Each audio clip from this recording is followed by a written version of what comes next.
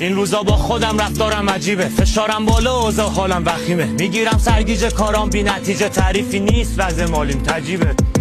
بی حوصله کلافم تو خودم گم پرت حواسم، اعصابم تخمی چیزی درست نیست، مسیرها بنبسته واسم، مخم شلوغ داد و بیداد، منو این فکرها داره میگاد، میکوبم مشباز به دیوار، بیقرارم دل مستی میخواد، میان بغضا تو صدام بی سلام، تا حالا باریدی با موزیک بی کلام، پره تو سرم سوال بی جواب، یه گوشه بستنم انگاری با تنام، حالم نسخه برای یه جای خوب، سر صبح یه کافی یه حال نور، یه جا که سبز تو دل کوه، بلکه از دلم باز بشه این گره کور، یه جا که برسه مود خوشی، خارج از دسترس بشه گوشی، یه حالت کما و فراموشی، برام تراپی تر هزار آغوشی،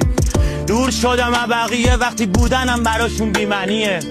تنهاییم دیدنیه، جوونیم به پیریم چه شبیه،